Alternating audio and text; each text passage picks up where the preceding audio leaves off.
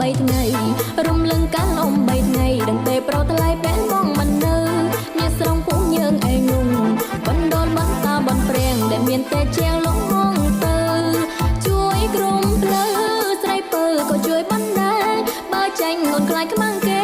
ខ្លាចប្រងមាម៉ែរំបែកបែកបាក់កម្លាំងចិននេះគឺពីងប៉ុណ្ណោះមិនប្រដិនក៏ហងបងទេ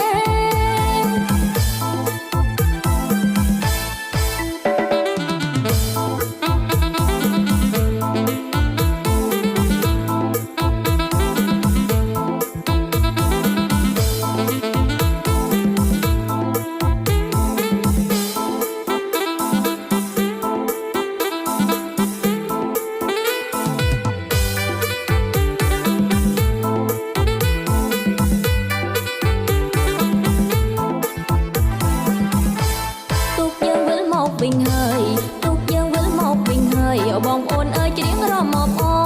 លៀបទឹកអប់ថែមប្រេងសូវលៀបទឹកអប់ថែមប្រេងសូវញ៉ាំមិនភូមិធ្វើដល់កៃឡាករច្រៀងសាកអំណរទុកយើងថ្មថ្មីដែលទៅនឹងបានជោគជ័យនាំសុំសួស្ដីសេរីមង្គលមកដល់ភូមិស្រងជំរាបម៉ែពុកបែននេះទៅមុំទុកយើងបានល្បីរំលឹងកាលអំ3ថ្ងៃ